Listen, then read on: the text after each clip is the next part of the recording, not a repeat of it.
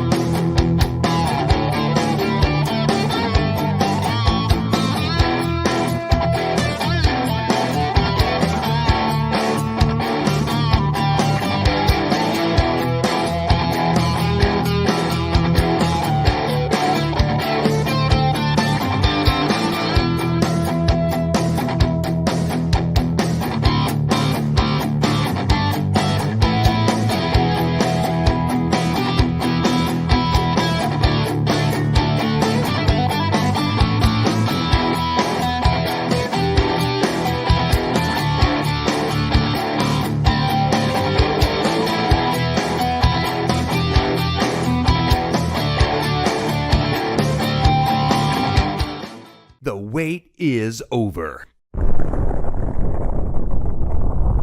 Let's get this thing started. Go!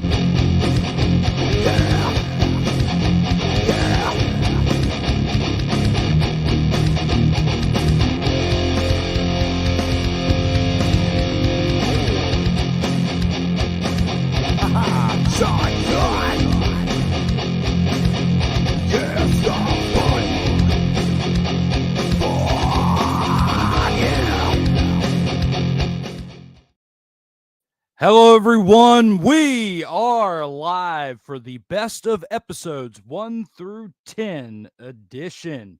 I am your host, Drew Willingham, and you will see throughout this series how much the hair has truly grown since the beginning when this show started a little over 3 years ago. When the pandemic started, everything changed, and so much happened out here in these streets. And one of those things was a podcast that started up called the In or Out Sports Debate.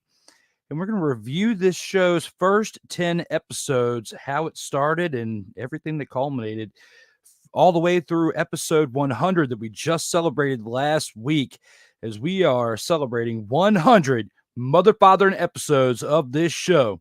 And we're getting that started tonight by looking back on the first set of episodes with myself and Rob Johnson, who started the show together. I created the concept of the show, wanted to put together a sports debate show for the then network that I was working for at the time, Legacy Maker Sports Network. Sertoba Media was part of the back end of it as I was creating the show. This has always been my video production brand. So we have, all the content of this show. So because we have episodes 91 through 100 now on Sertoba Media, I figure I'd show you the history of the show, the best moments of those episodes. And we're going to start tonight with episodes 1 through 10. But a little bit of a bonus for this show, we got to show how it was developed. And there was a show that I had for the then Washington Redskins at the time that I called Hail to the Redzone. And one of the segments that I had in it was called the In or Out Debate, as we were debating topics within this team that we were talking about for those few episodes that I had it going before they changed the name that year. Well, let's take a look at episode 0 is what I like to call, as this was part of the In or Out Sports Debate's birth and Hail to the Red Zone. Let's take a look at how everything transpired with this. Our next subject that we have is actually about one of the Redskins quarterbacks. It's Alex Smith returns in prime form for 2020. What are your thoughts on that one? You don't think so? Hell no. I have nothing much to say. Listen, man, here's the thing. When you come off a compound fracture, right? Let me tell you this. Let me say this. I met Alex Smith, and let me just say he's a lot bigger guy than people think. He's a lot more muscular, all that stuff. He's an excellent guy. I love Alex Smith. I mean, this is a guy that came from Utah, went to San Francisco. People thought he was going to be a bust. He did very good there. Then he goes to Kansas City, gets some bad breaks. This is a guy that's been to the NFC Championship game, a guy that's been in the Super Bowl and could have came for Colin Kaepernick if he had continued to struggle. So this guy has been around. But I'm going to tell you something, man. When you go from a compound fracture to the infection he's gone through, did you see in that special what his leg looked like with those screws? I mean, ooh, that was gruesome. I do not want a man, and this is for his wife, his children, and his future grandchildren, I don't want them to have to see their dad or granddad, having to walk around, or maybe not even be able to walk anywhere if he comes back, especially on that field in Washington and Landover, Maryland.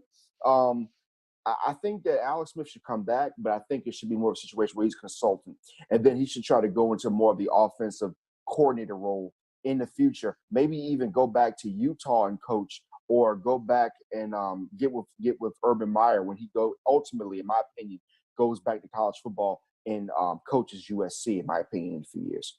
Okay, that's a pretty bold prediction on that one. I'm also out on this subject too. I don't feel like he returns at all for 2020. Maybe on the sidelines, like you said, to kind of help these young quarterbacks, because you got Dwayne Haskins, who's in his second year.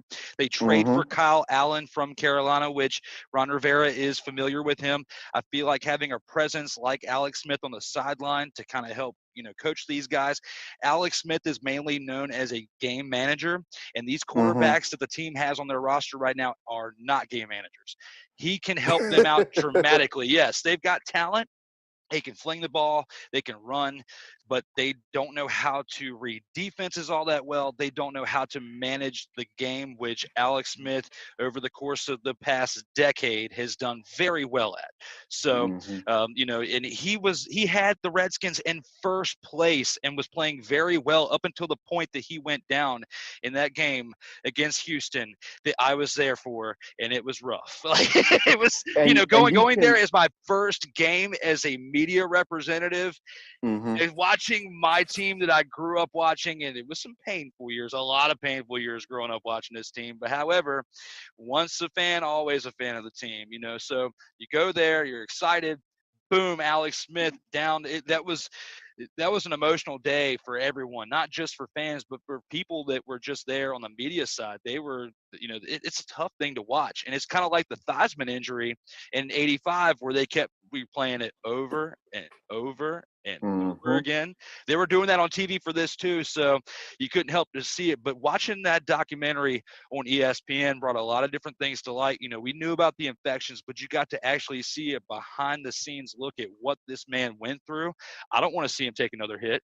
I don't want him back on that field, period. I'd much rather have him, that's where we can agree on this, that he needs to be in some type of consultant role, helping these young guys out and teaching them how to play the game, which he could do very well at. I think the risk is you need to retire number 11. Yeah, that would be pretty good. And because the reason I say that is this, because look at it. If Alex Smith, think about it, they were still in the game at that point. If Alex Smith is still the quarterback, they're beating Dallas. They're beating other teams that they should have beaten. And just think about their morale went completely down after that. Because they were winning that game when he went down. They had the lead. Yeah. They had the lead, everything. And they had, and their morale, everything went down. You remember before that, the defense was flying high.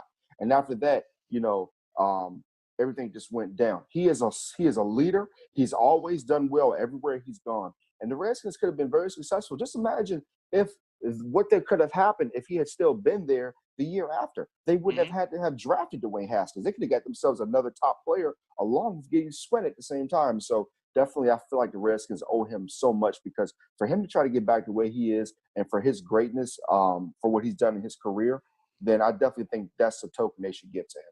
It's a miracle that he's not only doing what he's doing right now with those workout videos, which he looks great, by the way, in great shape.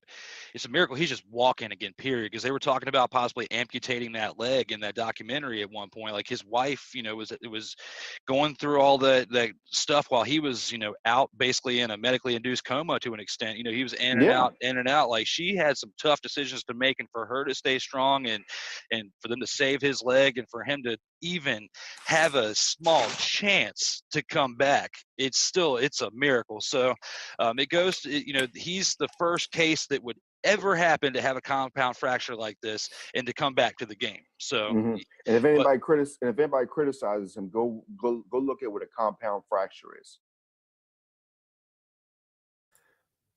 That was from episode 0, what I like to call, as it was part of the Hail to the Redzone podcast that I had at the time. And it was just a show that was all about the Washington then Redskins, as now they are the Washington Commanders. And I've announced earlier today I will have a new show coming up called the Washington Commanders Gridiron Report, and it'll be either next week or the week after. By that point, once I get all the graphics and stuff put together, but that's besides the point. When it comes to this show right here, Hail to the Red Zone was the start of the inter-house sports debate. There would be no inter-house sports debate. I wouldn't have formulated the idea had I not started that one little segment of that show. And it turned into something else where we not only debated just the Commander stuff, but we debated a bunch of things like all sorts of sports, like entertainment with wrestling and everything, which you'll see as we celebrate the 100 episodes. But let's see what we got in the comments so far. Let's see what you guys have to say. So far, Ike doesn't give a fuck is in the house and says, yo, whatever this is, let's go. Well, Ike, again, this is the best of the inter-house sports debate tonight. In this episode right here, we're going to be discussing the first 10 episodes. So thank you for joining in. And for all of you out there who are watching, keep the comments coming. Thank you so much for tuning in. I appreciate you. Alex Smith's story is amazing. It absolutely is. It absolutely is. There were so many people when he got back on the field in 2020. There were so many people doing this.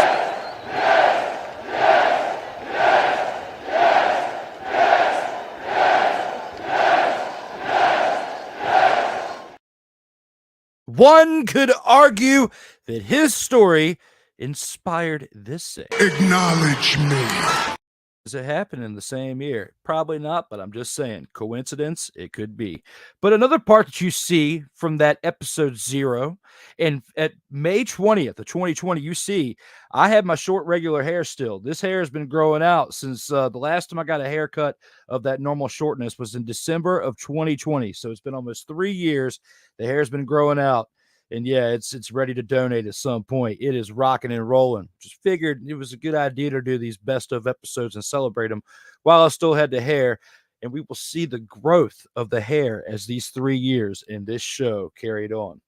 Well, guys, that was the first segment, as we shall say, with episode 0. Oh, there was one more comment. My bad. Glad he got to redeem himself in 2020. Yes, same here. You know, there were so many people chanting for him back on there. Of course, there are people that were scared for him to get back on the field, seeing that documentary leading up into his return. But for him to be able to get on the field in 2020 and play somewhat decent, not up to the standards that he was before, but to be good enough to make an impact and finish out on my opinion and so many others on a very high note. So very good for Alex Smith. Well, guys, keep these comments coming as we celebrate the other episodes into this show. Now I'm just going to go ahead and upload the next segment, which will be for episode 1 for what Rob and I were talking about. And with episode 1, we went into NASCAR a little bit. We had a car in this past topic as well. And, you know, do you think that NASCAR has been keeping sports alive throughout this pandemic of the coronavirus? I'm going to say out on that. I think it's more of life support. If you really look at Sunday night, for example, after the removing of the Confederate flag, after all the things that we saw, etc., they were still beaten out by 60 Minutes. 60 Minutes had 7.8 million viewers. NASCAR from the 7 o'clock slot to 10 o'clock only had about 2.48 million. And Celebrity Family Feud in that same time frame had about 5.25. So, I mean, it's a good story right now. And I think NASCAR is really coming up. But they're facing a lot of problems here coming in the future because of the fact of they're going to have some resistance from some of their fans. So I think I'm going to have to be out on that, but it's a partial 50%. I'm really close to going in, but I had to go out because, you know, if they really capture the heart of America, then their numbers would be so sky high, it would be ridiculous. So unfortunately, I have to say out. You know, I'm kind of 50-50 on this. You brought up some good points on that, but I'm kind of 50-50 on this because with the whole iRacing that they had leading back to the point to where they were at the track, I don't know if it saved sports in general. That's why I'm 50-50 on the fence with it. But I think it saved NASCAR is what I will is how I will shift it. You have to remember as well, though, at the end of it, the driver screwed everything up by his words. So That too at the end of the iRacing part, but that didn't hurt NASCAR. That just hurt the driver because what he said was that what he said was ignorant and it shouldn't have been said. That's just it goes to show how of a person he is on the inside. I'll give you that. Yeah, that goes to show what kind of person he is on the inside. That didn't necessarily hurt NASCAR. If anything, with the riots and the protests and the removal of the flag and everything, and then what that guy said. Maybe that kind of helped motivate NASCAR and the riots and everything to remove the flag from the sport. And then, this past weekend, you see people like Alvin Kamara and other sports fans who didn't necessarily care for NASCAR actually come and give support for the sport because of certain moves like that. We could definitely go in different windy turns with that topic. But when we get back to the original question of, do we think NASCAR saved sports throughout the pandemic? I don't think it did. I'm out on that. However, I think that in another way, I think that the iRacing helped save NASCAR because if we would have gone this entire time without seeing that on TV, without having the iRacing taking up those time blocks on TV that originally would have had NASCAR races, I think that could have potentially hurt the sport altogether. So definitely, I'll go ahead and give you that. I'm out on that though. So, what do you guys think? Do you think that NASCAR was keeping sports alive through the pandemic when that was happening back at that point on June 24th of 2020? It's just been a little over 3 years. It's hard to believe, and like I was showing in the at the beginning, I was kind of comparing, the hair this long, regular haircut. You see down at the bottom corner right there. That's how the hair was at that time. Definitely ready to donate it out here in these streets. But we got one comment, it looks like, from Ike. Ike says, NASCAR is boring, but it was the only thing on during Rona for a hot minute, says Ike. Yeah, I would have to agree. But Rona? Damn! Come on, Ike. Let me talk to you. Call it COVID. We lived in Atlanta, Covidia, is what it seemed like. But Rona, come on, get it together, dog. No Rona up in here. We're not going to talk about Rona today when it comes to that. But guys, that was episode 1. Now I kind of want to take things into episode 2. And with episode 2, it was just a week later, we shifted into more discussion. And when it came to that episode 2, 2020, pandemic was here. Not much was happening out here in these streets, so there wasn't really much we could talk about. But for episode 2, we were kind of doing some speculation on the NFL and talking about one Drew Brees in that moment. Topic is it is a rough one. It is rough as the question is. With everything going on over the past couple weeks, we've seen some serious things happen, in our life, over the past couple weeks and over the past few months with the whole pandemic, but things have gone from bad to worse. And Drew Brees happened to make a very insensitive type of statement that most people know about. And do you think as a result of what he said, even though he said it years ago before all this happened, and his way of defense this time was it was out of context, which he still shouldn't have said it at all. It was just totally wrong for him to say it, especially now. Do you think Drew Brees has a rough road ahead for the 2020 season based on his comments that he made recently? I made some comments, made a few memes about Drew Brees, nothing intentional, nothing too harmful. Just was, trying to point out that I didn't think his comment was important at this time. However, I think that if you look at Drew Brees and you look at the situation from last year, passing for nearly 3,000 yards and 27 touchdowns, 4 interceptions in only 11 games of action, I believe that his team rallies around him. I believe that he makes concessions in the community as he has done before. And I believe that in this year, 2020, 2021, I think Drew Brees breaks Peyton Manning's single season record of 5,477 yards and passes for 5,500 yards and has an outstanding season. He has Emmanuel Sanders now. He has a very underrated Maurice Harris coming from the Washington Redskins, who is not utilized correctly. You still have the talented tight end. So I think Drew Brees comes back strong, and I think he really does damage the NFL this year. So I don't think it's going to be rough. I think he's already gone through the roughest periods. I think people realize there's bigger fish to fry than Drew Brees. So Rob is out. I'm out. I'm actually in on this one. Woo! With Drew Brees, in his 40s, they've been talking about the cliff for Tom Brady for so long now, and he hasn't really met it yet. We could actually see him really see the cliff for him this year. But let's stick on the Drew Brees topic. Based on the things that he said, even though he's very good at corralling that locker room together, there's still 31 other teams in the NFL. Okay, you can say whatever you want as an apology, and hide behind a veil of what you've done in the past. And it could always go and vice versa. Things that you've done bad in the past, you try to do good things now. And it takes a lot more good to do now and in the future to wipe away a lot of that negativity. Although in Drew Brees' case, he's done a lot of good, and this is his first real slip up, okay, as far as something coming out of context or he's saying something that could possibly be out of context, whether he meant it a certain way or he didn't. There's still 31 other teams in the NFL that may not forgive him, and defensive players that need some type of fuel to motivate them to get to that next level, to get their team over the hump. Okay.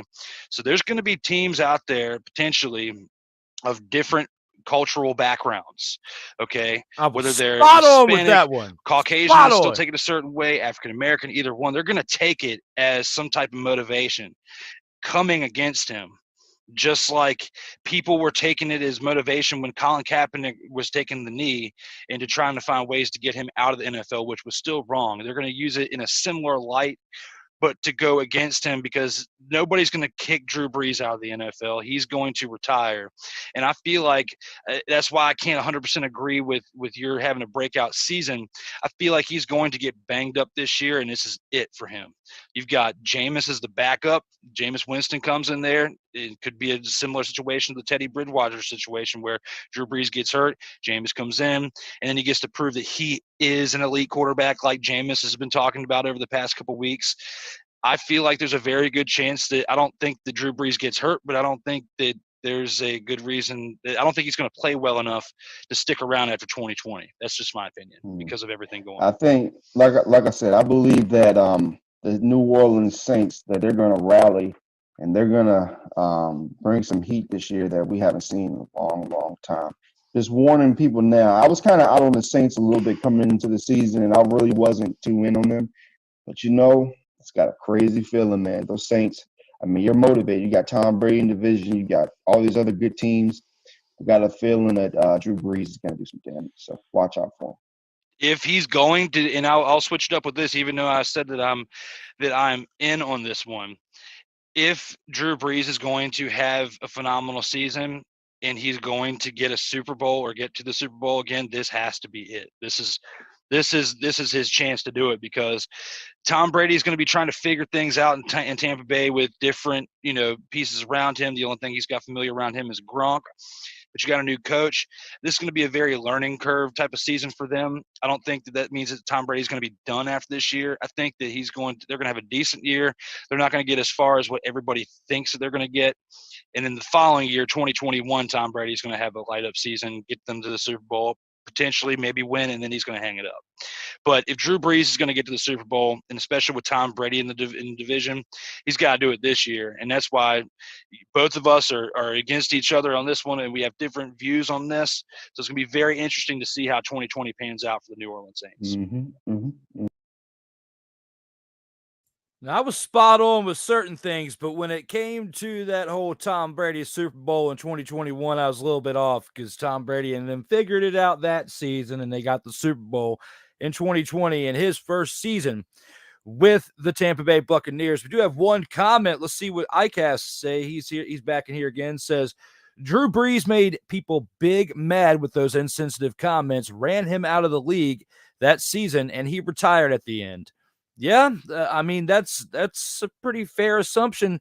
he did get mollywopped in certain points of those games, and the way he exited was not pretty.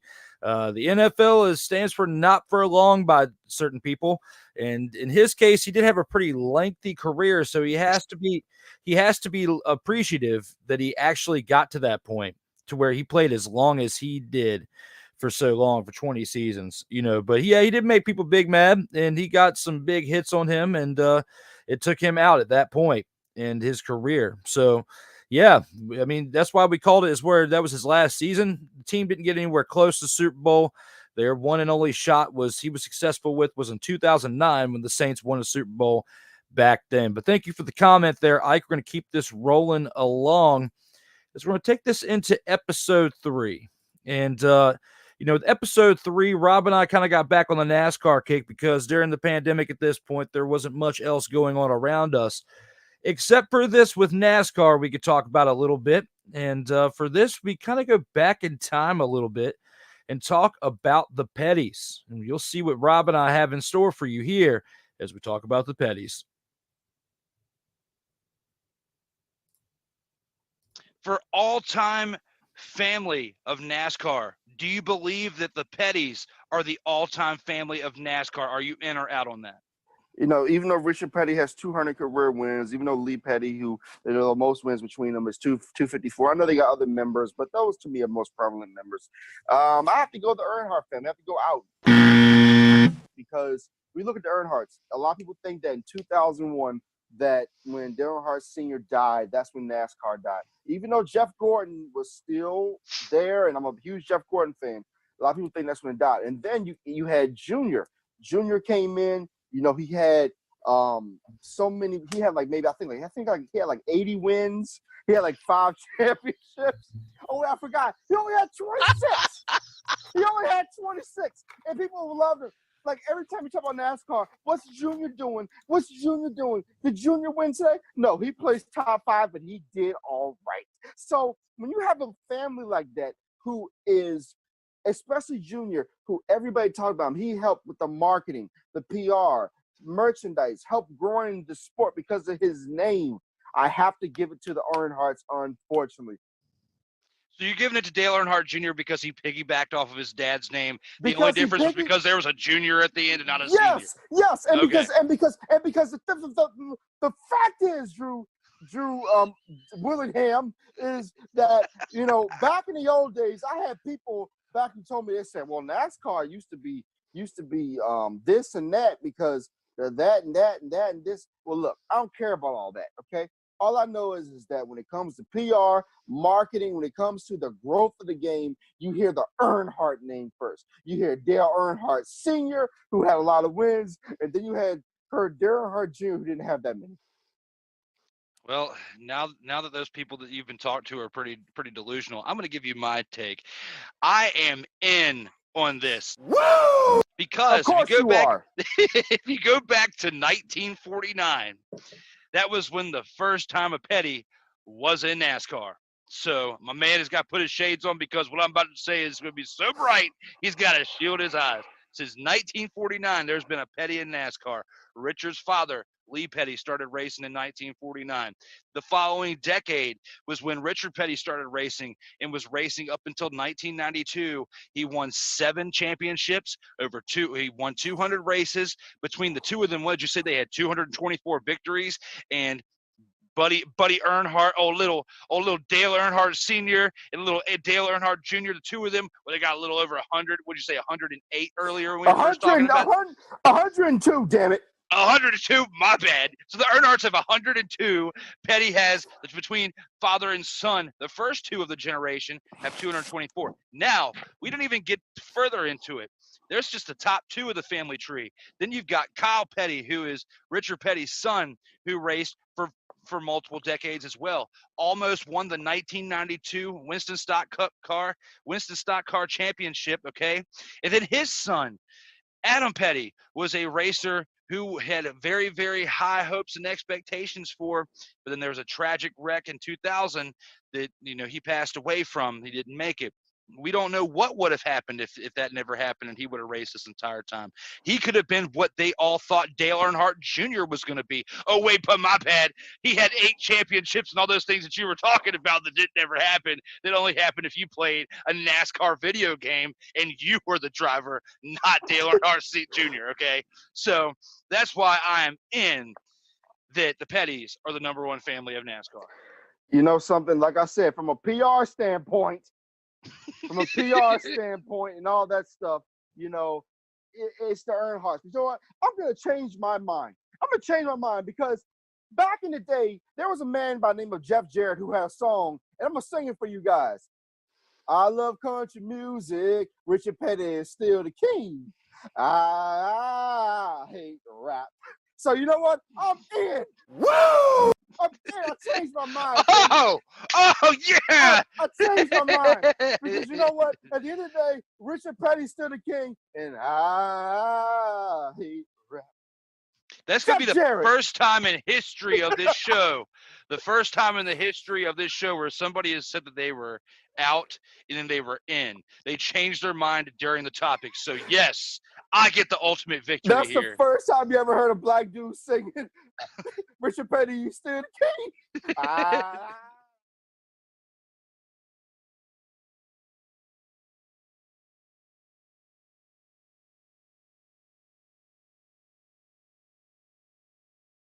Sorry for technical difficulties there when it came to that. Other than that, we are back when it comes to the Petties are the all-time family of NASCAR. We do have a few comments out here. It looks like Ike is back and says the Petties were the best.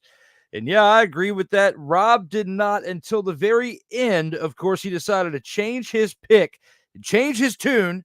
Old Rob did. And he says even Kyle Petty was better than Dale Jr.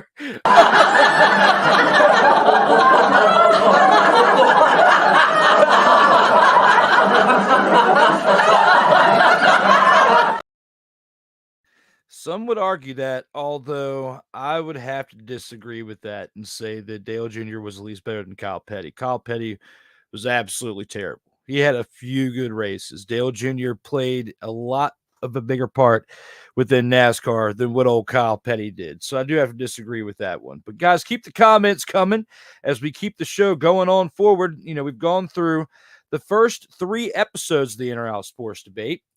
And we're going to take this into episode 4. And this is one of the last episodes with me with short hair as we took a little bit of a break after episode 4. But we'll show you what the highlight of that episode was as we look back on episode 4 at that time in 2020.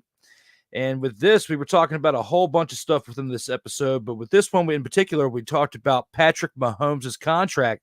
Let's take a look at what we had to say in episode 4. Patrick Mahomes breaks a record of, all-time valuable contracts for whatever position in the entire NFL and gets a 10-year contract for the Kansas City Chiefs. Are you in or out on this?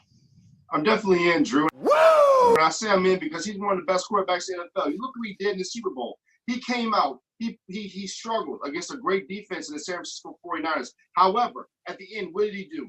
He got down the field, beat Richard Sherman on a long pass. He was able to get his team down. They won the football game. It kind of can be questionable whether he was the MVP or not. But just look at it. They trailed all playoffs long. How many quarterbacks do you know that could have done something like that? How many quarterbacks right now can you name that can come back down from 24-0? I mean, my gosh, Aaron Rodgers, when he was down, he was bickering, crying, I'm down. He was upset, hurt. He didn't do anything. He didn't show any guts or anything. In fact, let me say this. Last night, I looked back at the 2014 AFC Championship game when the Green Bay Packers were up 19-7 with 4 minutes to go. If that was Patrick Mahomes, he would have came back and he would have beaten Seattle because he is the Hall of Fame, Patrick Mahomes. So I'm definitely in. Let me say this as well, ladies and gentlemen. In 2027, when Mahomes has a $10 million base salary and a roster bonus of $49.4 million, he'll make $59.5 million in cash that year. But you know what? He deserves it. The Chiefs will probably be Super Bowl contenders this year. Andy Reid knows how to build teams up. I'm in. You know what? That was probably the greatest defense of a choice in the history of this show, and we keep making history. Last episode, Rob was out and then he decided to go in, and then this one he sets history by the most energetic definition you could have to any topic we've had so far. And because of that, even though it already chose to be in, I am in. Woo! So with this, there are some probabilities of, it's a 10-year contract. It's a very, very long contract. Could be worth up to $500 million. That is $500 million. That's pretty big as far as value of contract. This will be a very, very – it's going to set the layer of contracts going forward. I don't see anybody else like Dak Prescott or anybody like that getting a 10-year contract. But his contract that may have been 4 or 5 years may go up to 7 when he's negotiating for this. At least give him a 7-year contract, because Mahomes is a lot younger. He's only 24 years old, 25, if that. And he's already got a Super Bowl ring, an MVP, and a Super Bowl MVP. And he got this kid has been nothing but storybook, kind of like when Ken Griffey Jr. was 19 in the MLB and set his path. It's kind of it reminds me of what Ken Griffey Jr. was to baseball when the strike happened, and Ken Griffey Jr. was what saved the baseball right after the strike. People want to talk about the home run race of '98. Ken Griffey Jr. saved baseball when the strike happened. And I feel like Mahomes, even though he's not really necessarily saving football, he's been a game changer. I'm in because I feel like he deserves that contract. I just hope he remains healthy throughout that 10-year contract. I just have to correct you on one thing, Drew. When it comes to the money, not all of it, you have to break it. You have to really break it down. It's not going to get the full. For those out there who, have never gone out and bought a car and not ever bought a Happy Any of you that have ever gone out there and bought a cheeseburger for 99 cents, think it was 99 cents, you're fools. So it's really like $1.10. I'm glad you know that now. Thank you for the history lesson, ladies and gentlemen, because I gave it to you. It's like this contract. He's not getting the whole $500 million. It's about taxes. It's not, everything's not fully guaranteed, so they have to break it down over years. But I do think a guy like Zion Williamson, if he stays healthy, will definitely exceed this contract one day, because all the TV money is going to continue to go up and go up, especially COVID now, especially with all this COVID stuff. Trust me, all the online stuff, people are going to want to watch more games at home, but they're also going to want to go to the stadium when it opens up. But you are going to get a lot more viewership at home because people are going to want to, quote unquote, stay at home. So the leagues will make plenty of money.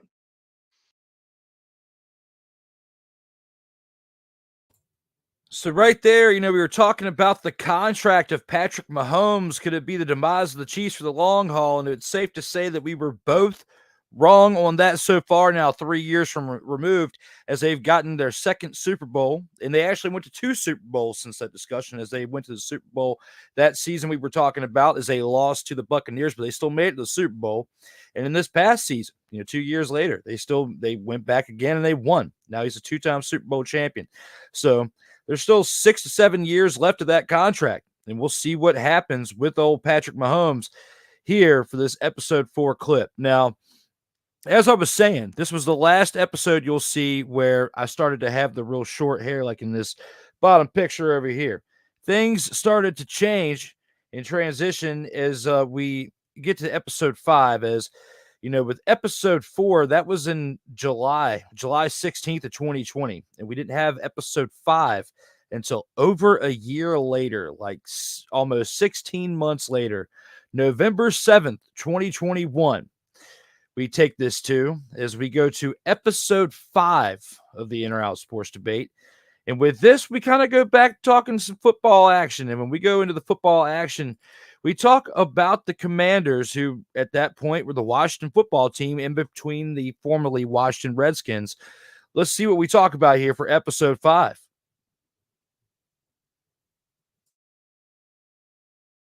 Round 3. The Washington football team will make the playoffs this season, regardless of starting out with a 2-6 overall record. Hell no, I'm out. Get the f*** out of here! Have you seen this team? Have you seen the type of things they've been doing? Taylor Heineke, yeah, I think he got a beer, what was it, like a beer deal with Heineken, I think. And, it was all good. And, he was riding high after they beat the Falcons. This guy, I believe, has got 11 touchdowns, 8 interceptions. Landon Collins can't decide whether he's a linebacker or a safety. There's discombobulation. Ron Rivera, Cam Newton's not coming through that door. As I said on this show a few years back, I think it was on one of the shows I did here with Drew. Cam Newton's not coming through that door, and you're looking like a very average coach. I like Ron Rivera, but he's looking like an average coach.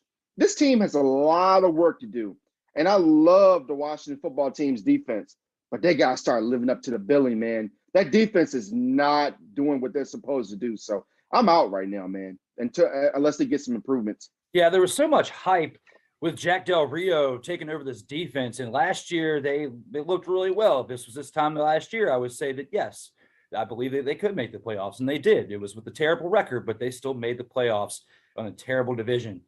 Are you in and out, Drew? With that said, Drew, Drew, I'm hearing a bunch of stuff in your mind. I know you know this team very well. Are you in and out, my friend? I was about to get to that. This team, as a fan for the past, 18 months, it has been terrible. As an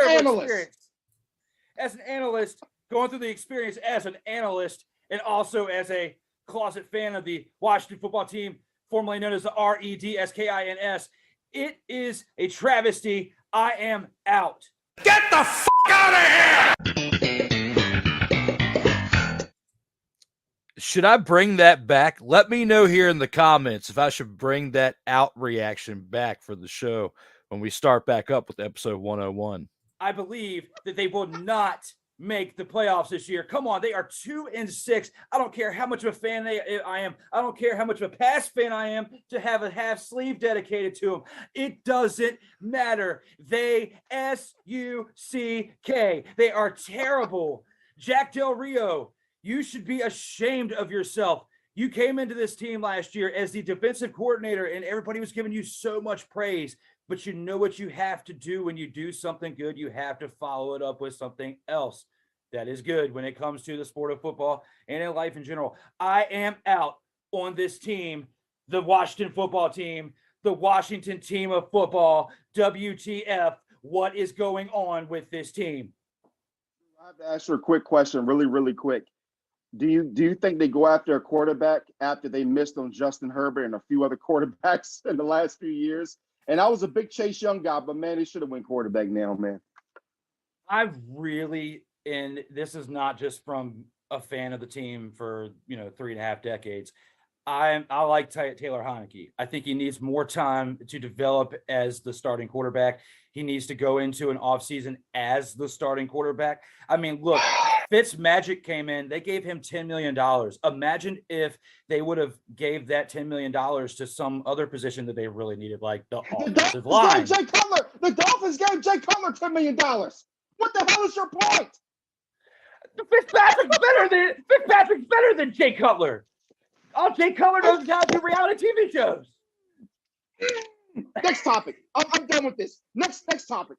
Next topic. Go to the next damn topic. Go to the next damn topic.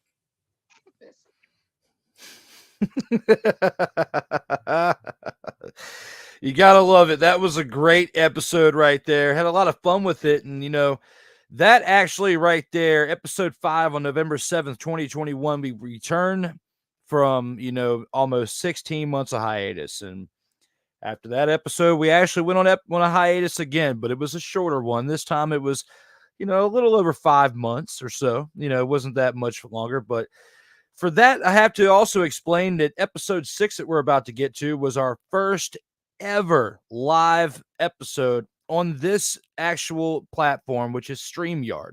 So a lot has changed. I've gotten a lot more comfortable with it since then.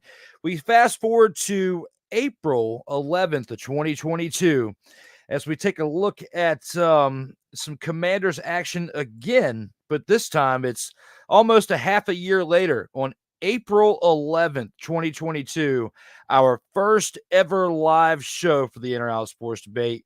We go into this episode, and with this, we talk a little bit more Commanders action. And with this action right here, It's Carson Wentz, and the predictions I made were pretty bold. Let's see what we got in store for this one right here. All right, now we look at round 3. The Commanders could have done better than Carson Wentz at quarterback with all of these moves that were available during the offseason. Rob, are you in or out on the Commanders could have done better than Wentz? I'm out on that. I mean, I've said over and over that I didn't like the move. However, Carson Wentz is not a horrible quarterback. He'll get you some wins. But here's the problem, Drew. When nobody wants to come to your team, I mean, what other options do you have? And I would say Jimmy Garoppolo, but Jimmy Garoppolo is not as talented as a Carson Wentz and has injuries like Carson, but he doesn't have the physical tools. The Washington football team have an opportunity to get a really decent wide receiver in this draft, a Drake London, Chris Olave, etc. Carson Wentz with weapons can do some damage on this team. I know I joked and played a lot about them signing him, but if he's given the right offensive line and the right weapons with a Terry McLaurin, etc., along with Logan coming back at tight end, and if they can learn to not fumble the football at running back, and this defense gets healthy, I mean, this could be a team that could shock us all. And I can't believe I'm saying that, but I think Carson's going to have something to prove. And when nobody else wants to come to your team, Drew, then, you know, what can you really do? Get the f*** out of here! You know, I'd have to disagree. I'd have to say that they could have done better than Carson Wentz. And the reason why I say this, had they made this trade a few years ago after they won the Super Bowl, back when Nick Foles won, and had they made the trade for Wentz then before he got banged up, I'd say go ahead and go with that. But since then, he's been injury prone. He broke or sprained 2 ankles, both of his ankles on one play last year. In one play last year with the Colts, he sprained not 1, but 2. And you only have 2 ankles last time I checked. He sprained both of them on one play. I don't like this trade now in 2022. This is kind of like where the Commanders now are basically falling into old school lineage where they get broken down quarterbacks that would have been great for them 3 and 4 and 5 seasons potentially before then. But I don't agree with this trade right now. I feel like that they could have gotten someone else, like potentially like Baker Mayfield, who's still out there. For years, Colin Kaepernick's been available, and now the rumor mill has been saying today that he signed with the Seahawks. That Pete Carroll finally gave him the break and finally got him with the Seahawks. So I have to disagree with this. I would say that they could have done better than Carson Wentz at quarterback. Well, Drew, let me just say this real quick, my friend. I'm not a Carson Wentz guy, but I definitely think that Baker Mayfield would have been a lot more problematic. I will say this, and then we get on to the next topic. I believe that in free agency, they weren't going to find anybody, but there is a guy in the draft by the name of Carson Strong from Nevada. I believe that if they can get a guy like that he could definitely be their future. He's not Carson Wentz, he's Carson Strong, and he's a really good quarterback out of Nevada. So none of the free agent quarterbacks wanted to come to DC, and I think that the Commanders got lucky by not risking themselves on a Jimmy Garoppolo or a Baker Mayfield. So I'll just go with that. So what do you think right there with our takes right there? I was definitely pretty strong with the whole they could have done better than Carson Wentz. There were a little bit better options out there, and we do have some comments out there from the fans. Looks like Ike is still with us. Thank you, Ike. Says Carson Wentz was trash for the Commanders and Colts.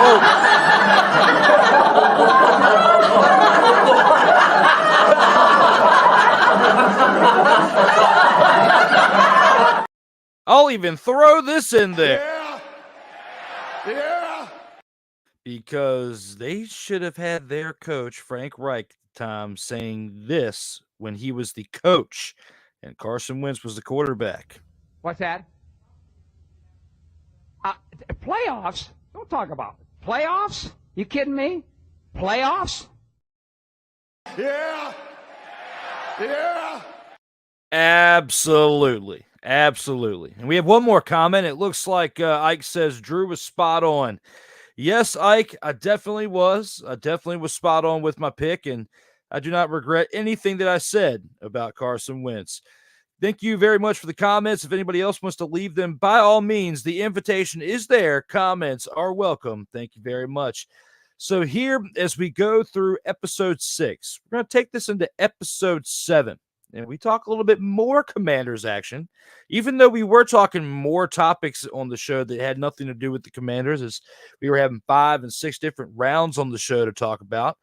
But for this one in particular, we go into more Commanders action. And with this Commanders topic right here, with the best of series, we discuss the fire sale of what this team should have in that moment. Let's see what we got in store for this.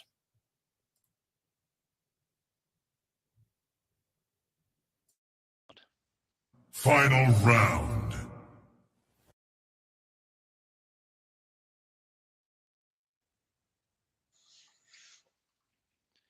In the final round, the team will be sold before the 2022 season concludes. Rob, are you in or out on this Out. one? I'm out. Rob is out. Get the f*** out of here!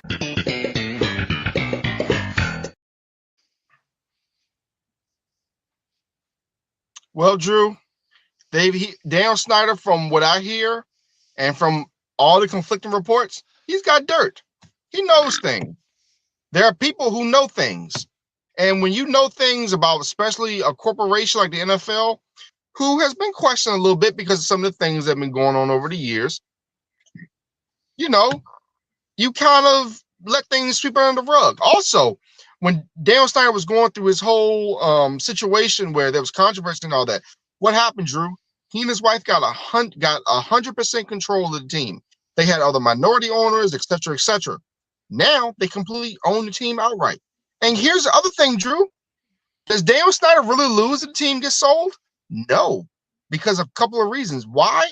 Because there's a possibility they're moving to Virginia.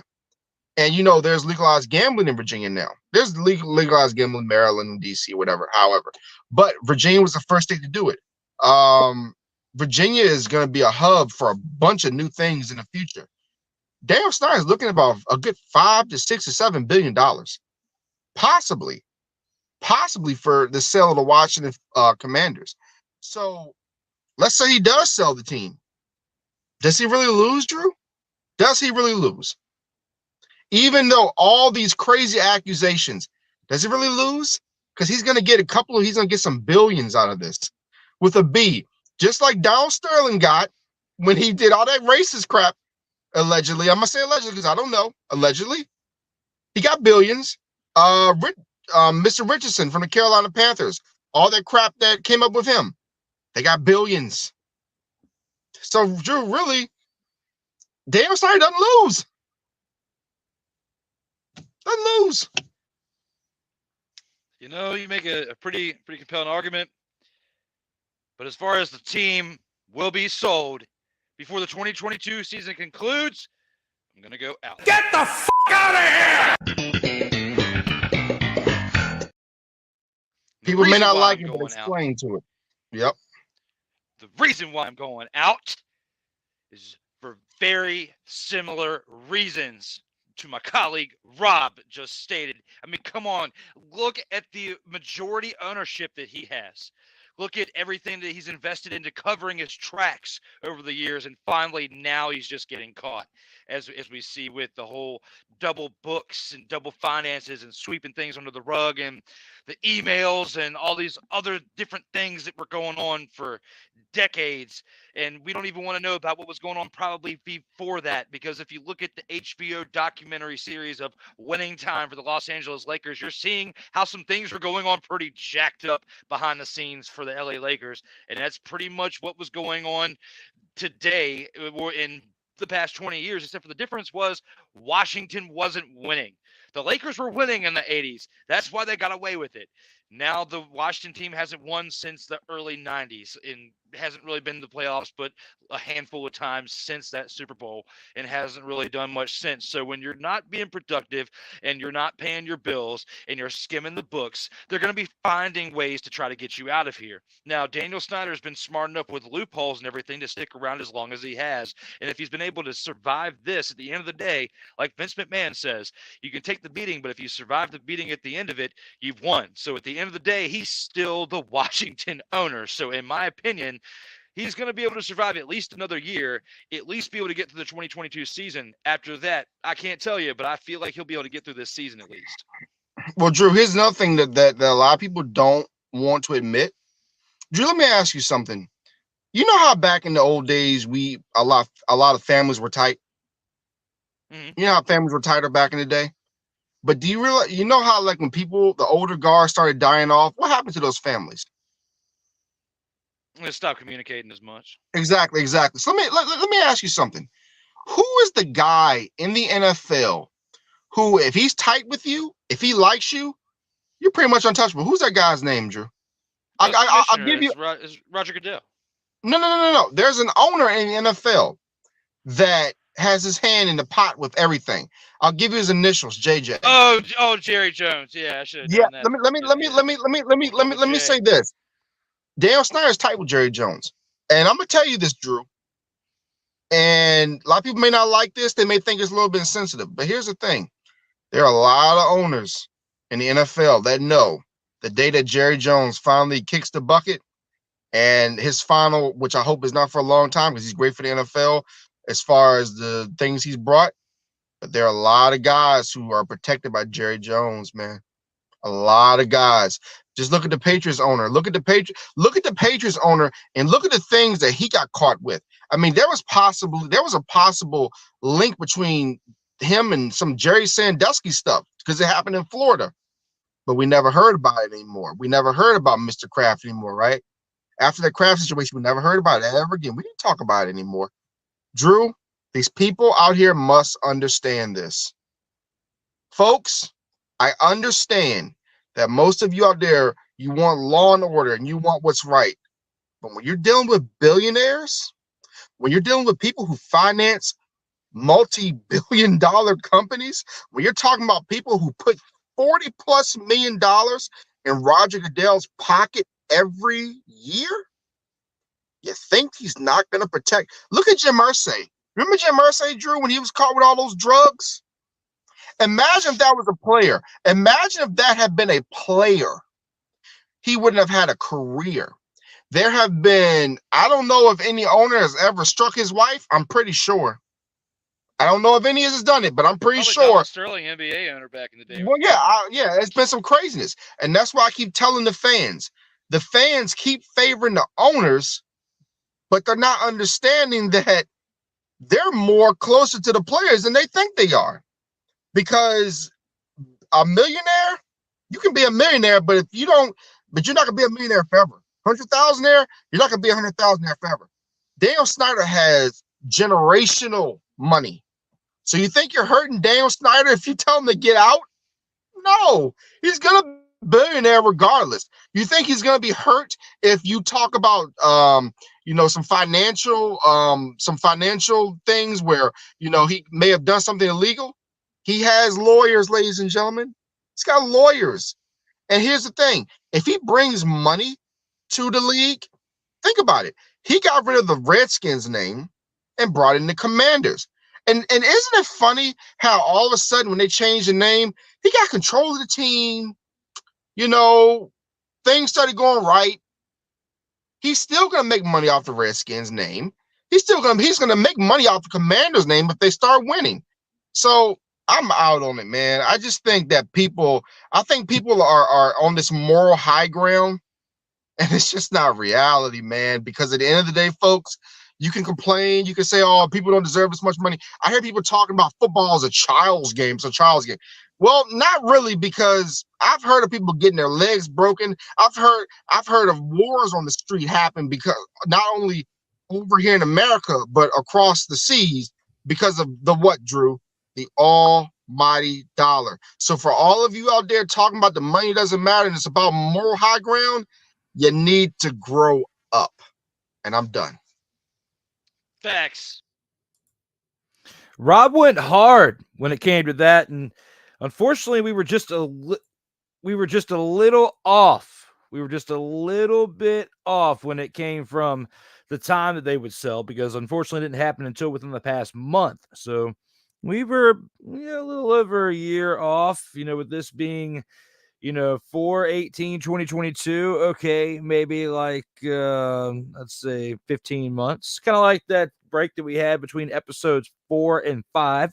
So you got to give it to us on that. That was our karma for that one being a little bit off, just like we were between episodes 4 and 5. So, but now that's through 7 episodes. Let's see what you guys say here in the comments.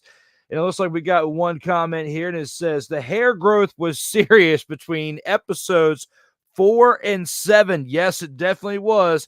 As again, it is that long out here in these streets. Let's go ahead and shift things to episode 8.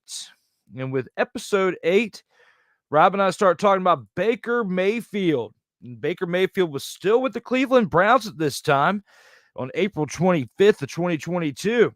And we're talking about how he could potentially be traded before training camp. And again, this was April 25th of 2022. And you will see what Rob and I have in store for these comments here for episode 8, as we were talking about good old Baker Mayfield.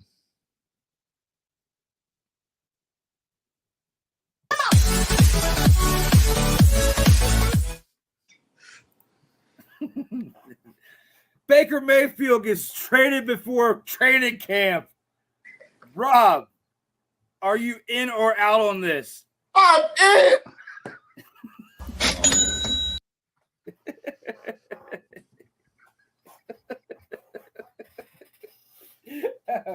And tell us why. With the first overall pick,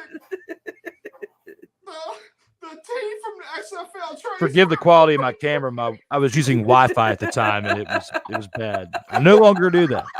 The New Jersey Renegades. The XFL.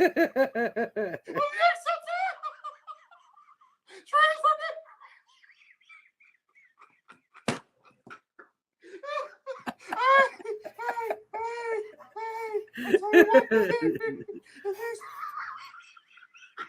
If he's not careful, the USFL might trade for a cup of Diet Pepsi.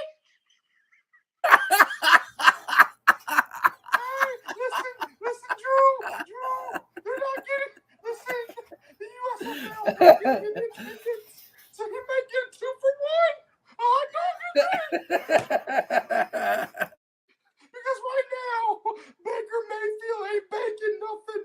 He ain't baking no pies. He ain't baking no mashed potatoes. He ain't baking no macaroni and cheese. The only thing he's baking is baking at home because he's Uncle Rob.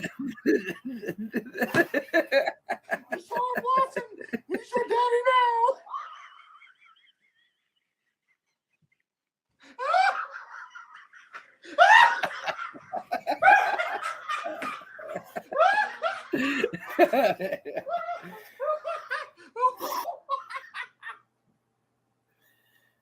Wow. And with that said, I'm out. Get the f*** out of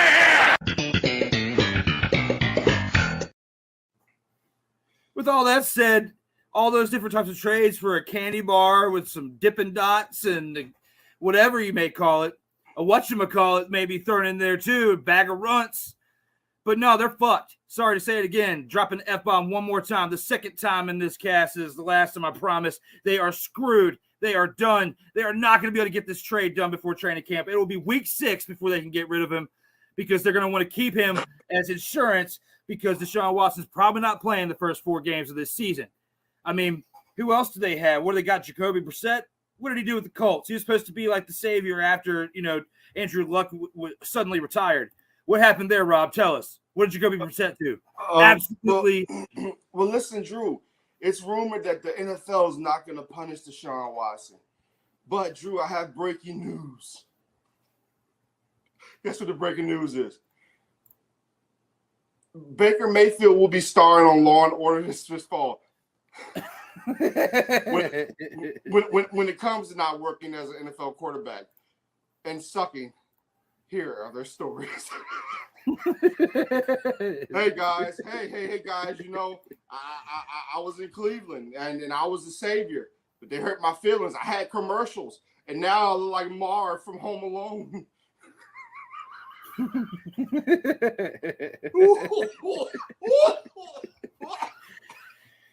Those commercials are going to be coming back to bite him. Like, you know, he should not have been doing those, because now look at him. Deshaun Watson set out for a whole entire year, was facing all these years potentially of sitting behind bars, gets a guaranteeing contract, and now those commercials mean nothing. What does that say about you?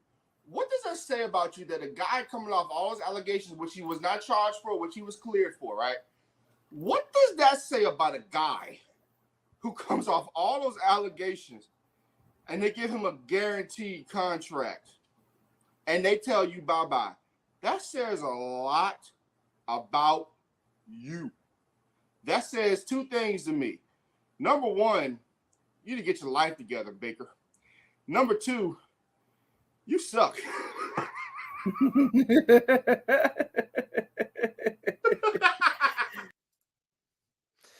So, guys, what did you think about that one right there? With we're talking about Baker Mayfield getting traded before training camp. Let us know here in the comments how you feel, as we're going to take this on through now to episode 9. With episode 9, we start talking about teams will regret passing up on Nakobe Dean in that year's draft. And this was on May 2nd of 2022. We were talking about this topic for episode 9.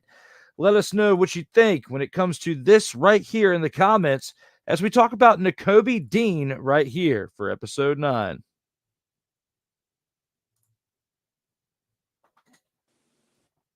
Round 4.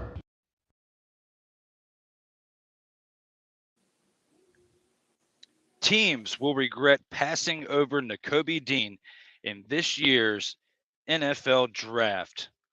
Rob, are you in or out of this? I'm so freaking in, I could jump through this screen. Hey, Drew, what round did he go in? 3rd round, right? Mm-hmm. Man, as I'm watching the draft, right, I'm in the 1st round.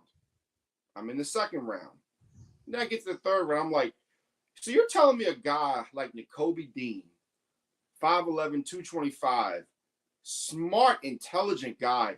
I don't think people understand, Drew, that you have to be just an intellect to play that linebacker position. It's not like most other positions where you can just be like, you know, a meathead and just, you know, get on the line or whatever. No, like the quarterback, the center, and your linebacker, your Mike linebacker, they've got to make calls. They can make calls about if the offense is making adjustments, if they're going to the run game, if they're going to the pass game, if they're audibling here or there, etc. Nakobe Dean falling to the Philadelphia Eagles is just a joke. I mean, an embarrassment of riches. You get Davis in the 1st round, who is his running mate from Georgia. You get Carson Strong as an undrafted free agent, who I feel like will eventually surpass Jalen Hurts as a starting quarterback. You have, and most importantly, Nakobe Dean, man. This guy is London Fletcher personified. Yes, ladies and gentlemen. I know that's a name a lot of you haven't heard in a while. Drew, I know you know that name. London Fletcher. This is just the GMs are gonna look back in about 5 to 10 years and say, damn, we messed up.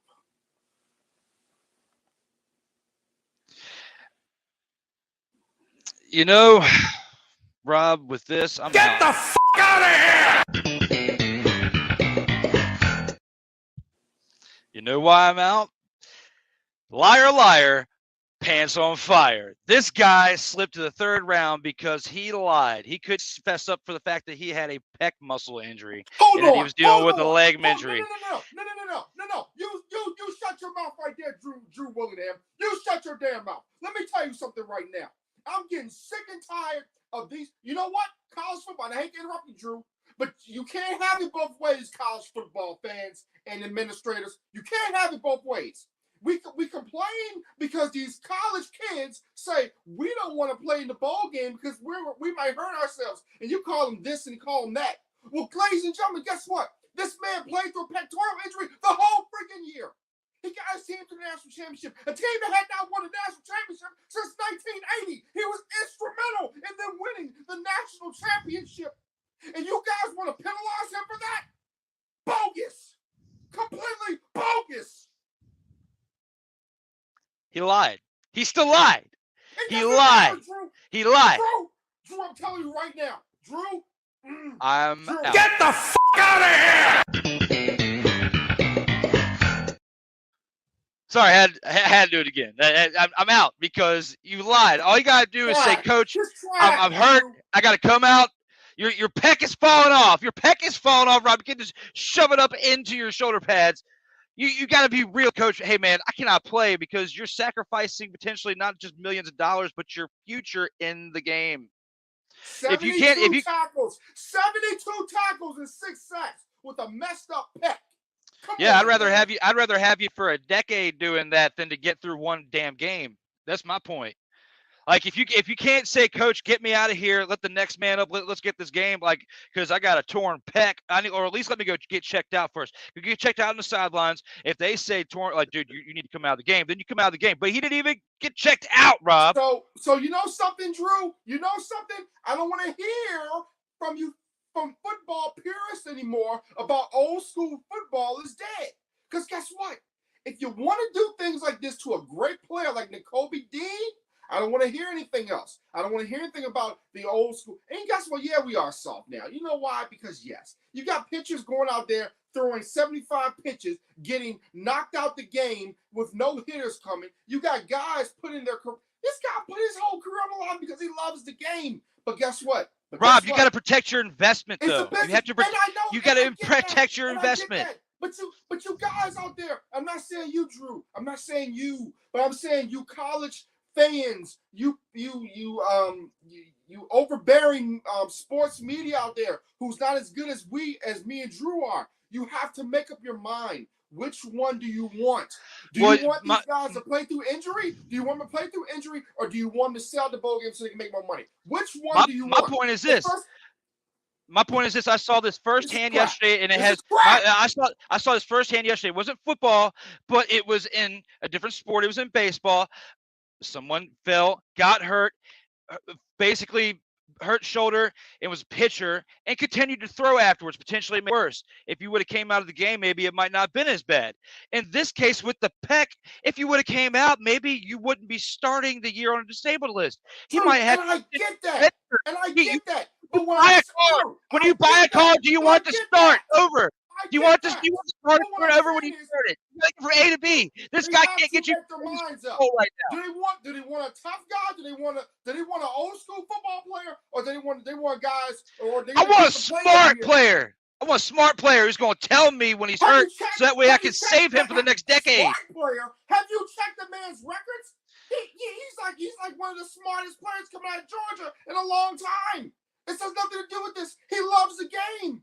And what I'm saying, you're talking about he lied. There are plenty of players who lie. There are plenty of players who go in these interviews and lie. Hey, have you ever smoked weed before? No, I haven't. You ever drank before? No, I'm a saint. No, here's the thing. He loves football. And here's the thing. And I'm going to leave it at this, Drew. And this is all I'm going to say. The Philadelphia Eagles got themselves a player. The Philadelphia Eagles got themselves somebody who was going to be there for a very long time. This pick of Nakobe Dean. The Dallas Cowboys had a chance to get him, but they passed over because they do Dallas Cowboys things. So did Washington. So did the Giants. But check this out. The Eagles are positioning themselves with physical players like this to be great. The Philadelphia Eagles are now the best team in the NFC East. And you Cowboys fans get mad at me, I don't care. They're the best team right now in the NFC East. Not only do you have Jalen Hurts, not only do you have the receivers, you have defense now. You have a defensive line that is menacing. You have a linebacker core that can be menacing and an improving secondary. So I don't want to hear all this other stuff. He lied. Guess what? Sometimes, just like Malik Willis, like I didn't want him in the first round, sometimes falling to the third or fourth round is great. Because guess what? You become the underdog. Just like we're about to talk about a topic in a second about underdogs. You are the underdog. And guess what? Now he can take out all his fury on everybody in the NFL. And Kobe Dean will mark my words, will be a Pro Bowl player. I have nothing else to say on this damn topic.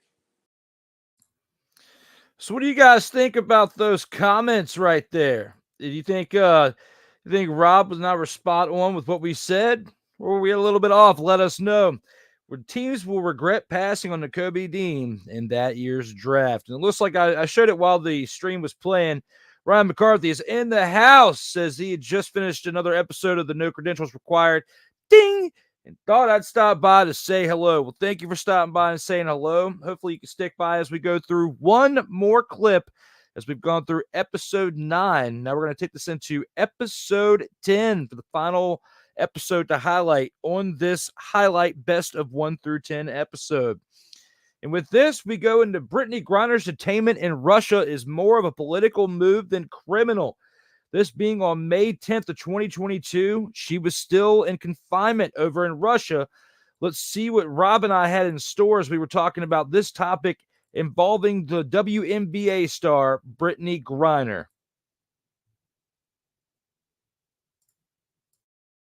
If he doesn't get revenge, the Mexican people can look at him and say, "Andale. Uh-oh." That's not Spanish, but whatever. Go ahead. Well, let's uh-oh to the next round. Round 3.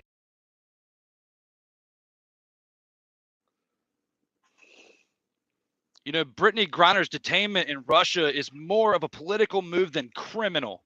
Rob, are you in or out with this topic? Does a fat man like cake? Oh, yes, he does. I'm in, damn it. Yo, man. So look, right. Let me ask Drew. I know we're not. Let me bring it back on the screen. Let me ask you a question, Drew. What's that? What happens when you break the law? Oh, you get detained, of course. What happens when you take drugs into a foreign country? Oh, yeah, of course. You're going to get in trouble. You got to know the law. Are you supposed to do it? Oh, no. Okay. No, let me ask you this: how many politicians? And keep the screen up. How many politicians you think watched the WNBA last year? Not a lot. Was the WNBA going on a Sunday with the NFL weekend going on? Yes. So who the fuck was watching it? So let me say this, right? You all are out there talking about this and that, women this, women that. Y'all don't care about women's rights for real. Y'all don't care about getting these women more money for real, because if you did, she wouldn't be in Russia in the first place in the offseason. Could you imagine LeBron James being in Russia in the offseason playing basketball just so he can make more money? Yeah, her salary is what, $109,000 per season? It's going up to $220,000 this year. Her net worth is $5 million. However, to be a celebrity, you want to live a certain lifestyle. They deserve that. They work hard. These politicians don't care. Drew, let me ask you another question, my friend. When was the last time you saw a WNBA topic on NBA on ESPN First Take? I don't actually recall one. Anytime soon. Anytime like the past 5 years. When was the last time you saw them talking about on Skip and Shannon? Never in my recollection. Let me also ask you this, Drew. Remember that Sports Illustrated article thing that just came out? Mm-hmm. A little strange, isn't it? You think they're trying to appeal to a certain audience, make the WNBA a little sexier, right? Mm-hmm. But I thought it wasn't about sex appeal, Drew. I thought it was about just play on the court. The straight up basketball is what it was supposed to be about. Yeah. Also, Drew, remember that movie Joanna, man? Mm-hmm. You know what? I'm not going to go there, but trust and believe. The way this world is going, they're going to start having dudes in the WNBA going around dunking, because that's what it's all about, Drew. It's about people want to see dunks. They want to see excitement. People like us, and people may get offended by this, but I kind of really don't care, because a lot of you out there are a bunch of freaking hypocrites, right? And here's the other thing that a lot of people don't want to talk about, but I'm going to put you on blast too, right? We keep hearing about women's rights, this and that. Do you know there's a large segment of the population of women who hate watching women's basketball? Yeah, y'all don't want to talk about that, do you, right? Nuh-uh, you don't want to talk about that. No. Because you all just want to sound, It's like that. It's like that lady who's the new. She's in charge of making sure there's not misinformation on the internet. Have you seen her TikToks? It makes me freaking cringe. Okay, just like this topic, it makes me cringe. The bottom line is this, ladies and gentlemen of America. Brittany Griner broke the freaking law. When you go to Russia, go to a foreign country with drugs, you can't do that. It's not the same laws here. And here's the thing, America's not perfect, but we are all figuring out that it ain't the worst place in the world. So the next time you complain about America, yes, we've had atrocities. And listen, we're still going through stuff today, folks. America ain't perfect, not one bit. It's still sexism, racism, and all that stuff. But trust and believe, there are some places on this planet that if you went there for 5 days, you realize it ain't that bad here. So yeah, it's all political. Y'all, some of you may have been offended by that, but guess what? I don't give a shit. Well, with all of that said, my take is I'm out. Get the f*** out of here! Don't do the crime if you can't do the time.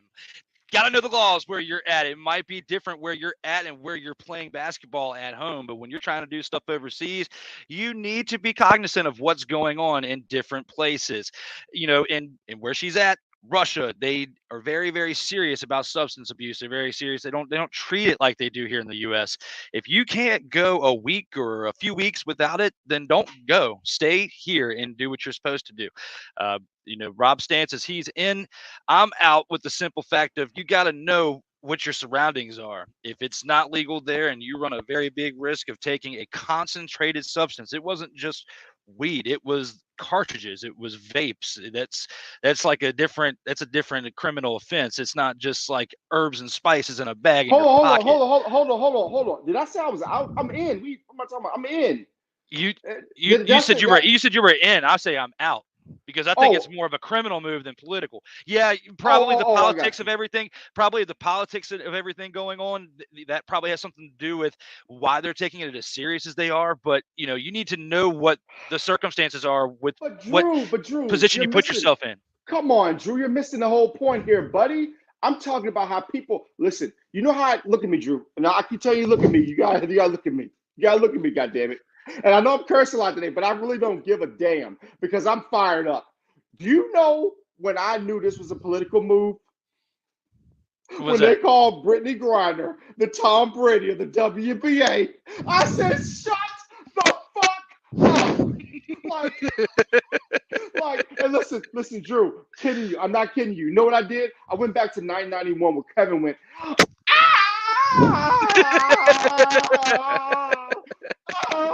what are you people talking about? And I can see our president now coming to the stand. Well, Brittany Griner's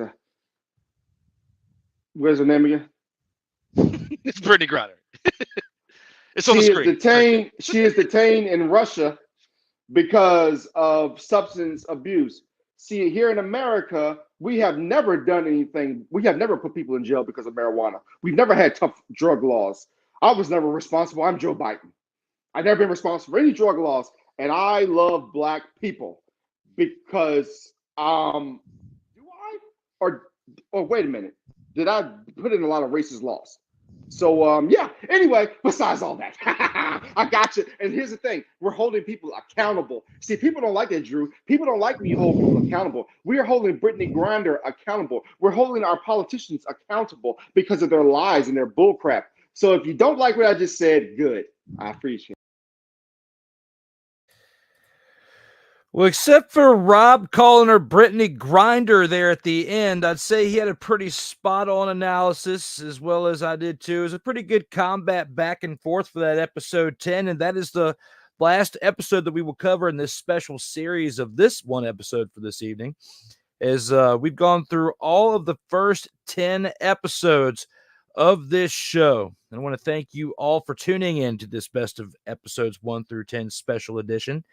And before we get on out of here, just want to announce this. Earlier, I said that we would be going at 10:05, but that would be, I need a little bit more than a 20-minute break, or by the time I do the outro and everything, about more than a 15-minute break. So I've shifted it now to, we're going to do this episode 11 through 20 at 11:05 tonight. So we will still do it tonight for the best of episodes 11 through 20.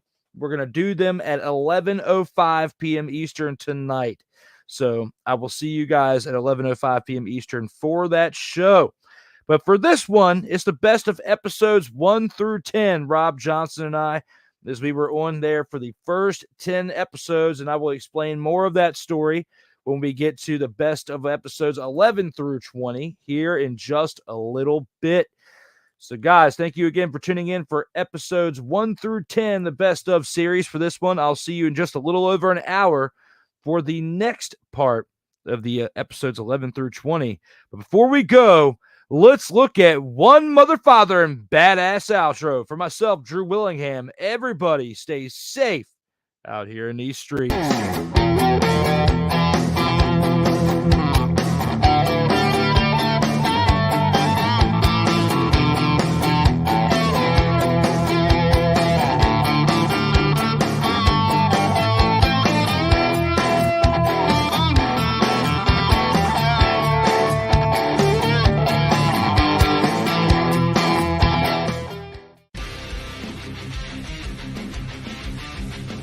Sertoba Media, where the struggle is real to be awesome.